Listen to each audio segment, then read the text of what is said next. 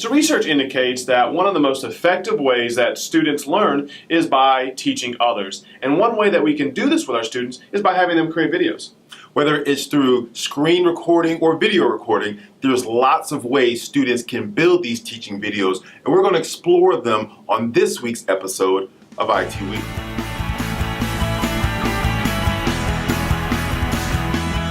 Building videos is a great learning activity, a learning experience that students will really enjoy. It includes a variety of different 21st century skills like creativity, collaboration, communication, and it's a really, really good, strong foundation that the students can use and carry with them as they go. And there's a lot of great tools that students can use to build these videos with. There are a lot of great tools. However, let's talk about preparing our students to really dive into this method of learning, because it can be a little bit different. So we need to make sure that we prepare our students properly. And the first way to do that is to have them probably prepare some sort of script.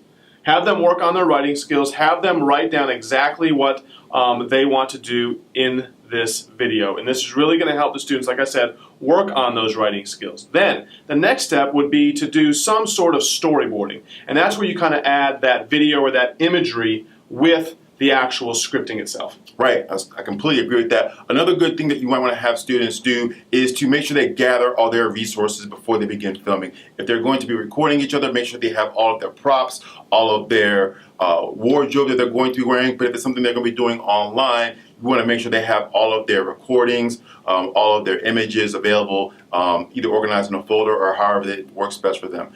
The other good thing that you might want to do with the students is show them some other student examples. Let them watch it, have a conversation about it. What did they like? What would they change? What were some of the things that they saw that they can apply to their video? So those are just a couple of things that you can prep your students with. And one of the tools that we want to first talk to you guys about is a screencasting tool that is available on your Chromebook called Screencastify.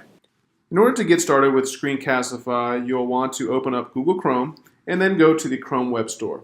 Once you're in the Chrome Web Store, go ahead and search for Screencastify and add it to your Chrome browser. After adding the Screencastify extension to your Chrome browser, go ahead and select the Screencastify icon. It looks just like a film strip. So after selecting the film strip, you will then be able to change a handful of features. The first one being whether or not you want to record a tab inside of the Chrome browser or your entire desktop.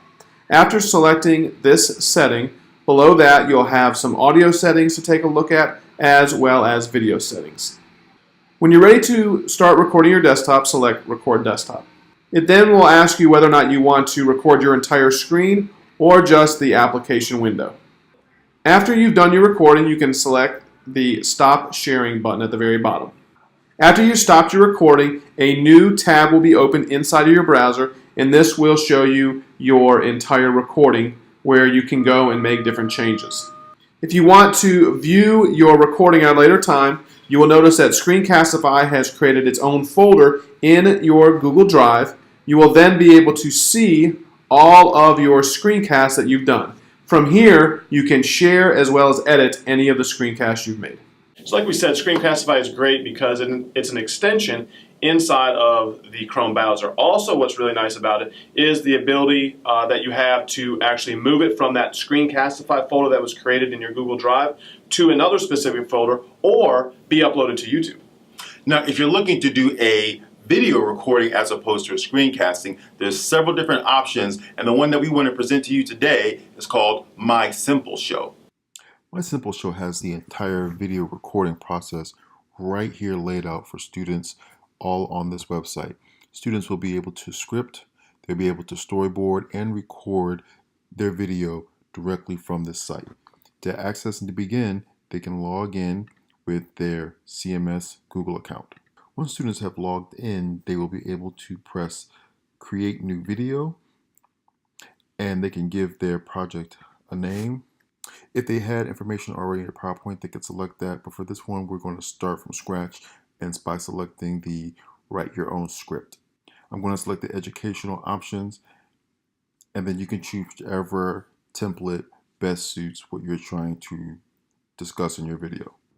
Once you have selected a template, what you will see is the slides for each template where you can begin scripting each individual slide. All you have to do is simply click in the slide and enter the text that you want to appear for each one. Once you have finished scripting each individual slide, at the very bottom you can select choose visuals, and what you will see here is you will see your script for each individual slide, and what it has done, it has provided images for certain keywords within your script. Now you can leave what they have in there. You can modify them by clicking on that particular slide, and then once you click on it, you have the ability to choose a different one, a different image. You could choose a character. You can choose an option where you can write. So if you wanted to write something, you also have the ability to upload your own images that maybe you have on your computer, and you also have the ability to reuse any images that you have previously used in this particular video. Once you are done adding all of your images for each slide, at the very bottom you can click to go to the next step, which is to choose audio. In the audio section, this is where you can begin adding different components for audio. On the free version, it has some preset for you. So what you're going to do now is going to select finalize video, and then you can hit finalize. My Simple Show is a great option for animated type videos where your students can insert their own pictures and can be heard but not necessarily seen. You're right, and if the students actually want to be seen, which many do, you can actually just use any mobile device you have. Your students can use the iPads that you might have in the classroom, or they could even use their own personal device. Yep. So all you need to do is open up the camera app on those devices and start recording.